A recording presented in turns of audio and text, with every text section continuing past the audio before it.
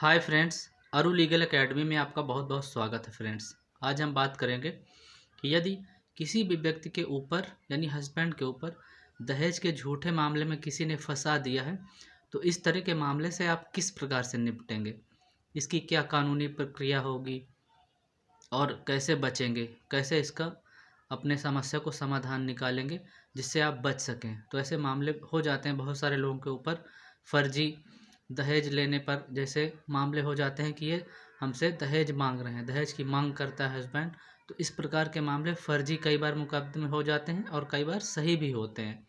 तो इस तरह के जो मामले होते हैं, मैं उन लोगों के बारे में बात कर रहा हूँ जिनको किसी वजह से झूठे मामले में फंसा दिया गया है कि ये दहेज मांग रहे हैं। तो मैं उनके सपोर्ट में ये वीडियो को बना रहा हूँ फ्रेंड्स। यदि किसी ने सही केस किया है तो उसमें तो वो नहीं बच पाएंगे, क्योंकि जब सही है तो कहाँ तक अपने आप को साबित कर पाएंगे। लेकिन यदि किसी को गलत फंसा दिया गया है और झूठे दहेज के मामले में कोई व्यक्ति फंस गया है और उसका केस चल रहा है, तो वो किस प्रकार से इसका समाधान कर सकता है। तो फ्रेंड्स, इस बारे में बात करते हैं। और वीडियो को स्टार्ट करने से पहले आपसे एक रिक्वेस्ट करूंगा, आप चैनल को लाइक कर दीजिए और सब्सक्राइब कर लीजिए और बेल आइकन प्रेस कर लीजिए, क्योंकि जैसे मैं वीडियो इस तरह के अपलोड करता हूं तो उसके नोटिफिकेशन आपको तुरंत मिल जाए सबसे पहले। इसलिए चैनल को सब्सक्राइब करके बेल आइकन प्रेस कर लीजिए। तो फ्रेंड्स, चलिए वीडियो को स्टार्ट करते हैं। तो फ्रेंड्स, यदि किसी भी व्यक्ति को, किसी हस्बैंड को या किसी भी व्यक्ति को किसी झूठे मामले में यानी जो दहेज के झूठे मामले में फंसा दिया है, तो उसमें क्या करना होगा आपको। तो इसमें फ्रेंड्स जो मामला होता है, हस्बैंड के ऊपर 498A का भी केस हो जाता है इसमें। तो 498 का मामला हो जाता है तो इसमें व्यक्ति को परेशानी हो जाती है। जिसके ऊपर भी ये केस हो जाता है उसको परेशानी हो जाती है और वो मेंटली टॉर्चर होता है, उसका एक्सटॉर्शन भी होता है। तो फ्रेंड्स, इस तरह के मामले में आपको ये करना होगा कि जैसे कि ये मार पीट करता है और दहेज की मांग करता है, वाइफ आपके एलिगेशन लगाएगी कि मेरे साथ मार पीट करता है और दहेज की मांग करता है और इसके घर वाले भी इस तरह से करते हैं। तो आपको कानूनी तरीका ये अपनाना होगा कि फ्रेंड्स, इसके लिए आप उसका मेडिकल करवाएं। जब वो अपना मेडिकल करवाएंगे, जो भी आपकी पत्नी है, जो भी व्यक्ति है कि मेरे साथ मारपीट की गई है, तो जब मेडिकल करवाएंगे तो मेडिकल जब उसमें आएगा तो उसमें ये साबित हो जाएगा कि यदि आपके ऊपर फर्जी मुकदमा लगा हुआ है, आपने नहीं किया, तो उसमें साबित हो जाएगा कि आपने मारपीट नहीं किया। तो यहाँ पर यह साबित हो जाएगा और इसमें आप बच जाएंगे और इसको एविडेंस के रूप में आप यूज़ कर सकते हैं कोर्ट में। और इसमें जिस व्यक्ति ने भी फर्जी मुकदमा लगाया है उसके ऊपर उल्टा केस दर्ज हो जाएगा, जिसमें आईपीसी यानी भारतीय दंड संहिता की धारा 211 के अंतर्गत आप मुकदमा उस व्यक्ति पर उल्टा करवा सकते हैं जिसने आपके ऊपर फर्जी मुकदमा लगवाया है। उसके बाद फ्रेंड्स, बात करते हैं कि अपना जो व्यवहार है उस व्यवहार का प्रूफ आप दें कोर्ट में। तो उसके लिए आपको क्या करना होगा, यदि आपके घर में और भी जैसे बहुएं हैं तो उनका सबूत ले सकते हैं, उनकी गवाही करवा सकते हैं, या उनके जो पीहर यानी जो उनका मायका है वहाँ के लोगों की गवाही अपने फेवर में करवा सकते हैं, क्योंकि वो आपका व्यवहार जानते हैं।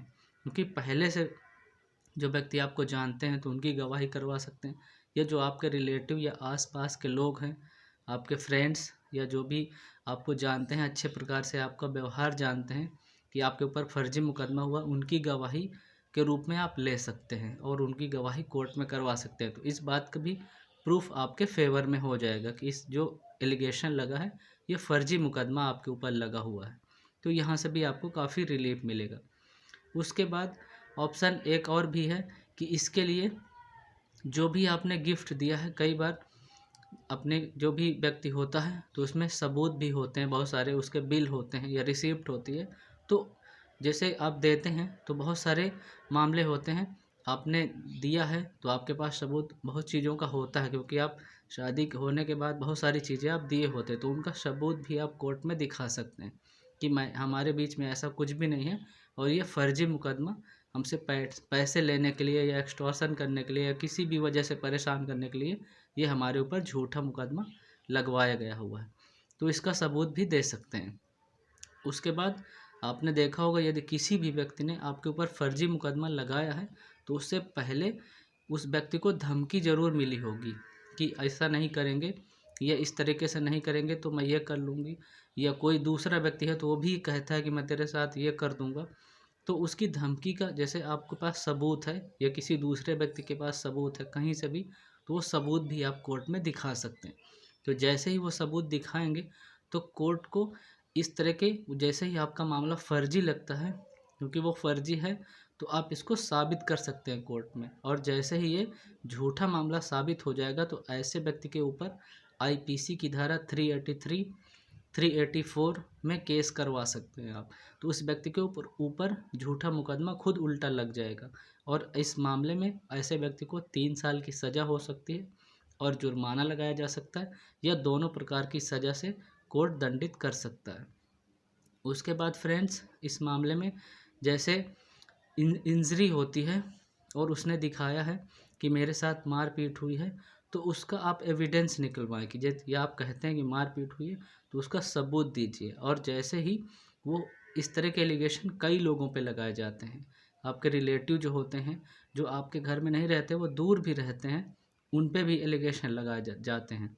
तो उनको भी जब एलिगेशन जो लगाया गया है, झूठा आरोप लगाया गया है, वो साबित नहीं होगा तो और उनका इस मामले में घसीटा गया है ज़बरदस्ती, तो वो व्यक्ति इस मामले को संज्ञान लेते हुए और ये साबित करें कि हमारा अपमान हुआ है और हमको झूठा फंसाया गया है, और वो आईपीसी की धारा 504 में एफआईआर करवा सकते हैं उस जिस व्यक्ति ने झूठा उनके ऊपर मुकदमा करवाया है। तो उस व्यक्ति को भी आईपीसी की धारा 504 में जब मुकदमा करवाएंगे तो उल्टा उसके ऊपर केस हो जाएगा और 2 साल का उसको सज़ा हो सकती है। और उसके बाद फ्रेंड्स जानकारी दूंगा कि यदि कोई व्यक्ति झूठी सूचना देता है, किसी भी लोक सेवक को यानी सरकारी कर्मचारी को झूठी सूचना देकर उसको मनगढ़ंत कहानी बनाकर एफआईआर किसी भी व्यक्ति के ऊपर करवाता है, और जैसे ही ये साबित हो जाता है कि ये मामला झूठा किसी व्यक्ति के ऊपर करवाया गया है, तो आईपीसी की धारा 177 यानी 177 में ऐसे व्यक्ति के ऊपर उल्टी खुद कार्रवाई हो जाएगी, जिसमें उस व्यक्ति को खुद जेल जाना होगा। तो इस तरीके से करवा सकते हैं। उसके बाद यदि आपके ऊपर फ्रेंड्स कोई भी झूठा किसी व्यक्ति ने एफआईआर करवा दी है, कोई झूठा मुकदमा करवा दी है, तो आपके पास एक कानूनी अधिकार होता है जो बहुत ही मजबूत अधिकार होता है, जिसके अंतर्गत आपको हाई कोर्ट जाना होगा और ये सारे एविडेंस आपको इकट्ठा करके, जो भी सबूत आप अपने फेवर में इकट्ठा कर सकते हैं वो कर लीजिए और कोर्ट को ये बात बताइए और दिखाइए जाके। तो इसके लिए सीआरपीसी की धारा 482 में आपको ये पावर दी गई है, हाई कोर्ट को पावर दी गई है और आपको अधिकार दिया गया है कि सीआरपीसी की धारा 482 के अंतर्गत आपके ऊपर यदि झूठा मुकदमा हुआ है तो हाई कोर्ट के द्वारा आप उसको क्वैश करवा सकते हैं, यानी मामले को रद्द करवा सकते हैं। उसके लिए आपको ये सारे सबूत जो आपके खिलाफ हैं, जो जो इसमें आपके ऊपर ये साबित होता हो कि मामला आपके ऊपर झूठा लगा है, ये सारी सबूत दिखाकर आप हाई कोर्ट के माध्यम से सीआरपीसी की धारा 482 के अंतर्गत आप एफआईआर को क्वैश करवा सकते हैं, यानी रद्द करवा सकते हैं। तो फ्रेंड्स, आशा करता हूँ जो भी आपके ऊपर झूठे मामले से रिलेटेड मैंने आपको जानकारी दी है, जो भी दहेज का झूठा केस लगा है या कोई अन्य एफआईआर हुई है, तो इस तरीके से साबित कर सकते हैं और हाई कोर्ट जाकर आप सीआरपीसी की धारा 482 के अंतर्गत आप मामले को क्वैश करवा सकते हैं, यानी रद्द करवा सकते हैं। फ्रेंड्स, आशा करता हूँ जो जानकारी दी है आपको ज़रूर पसंद आएगी और आप चैनल को सब्सक्राइब कर लीजिए और बेल आइकन प्रेस कर लीजिए। तो फ्रेंड्स, आज के लिए इतना ही। बहुत बहुत धन्यवाद। Thank you so much watching for this video. Stay connected and जय हिंद।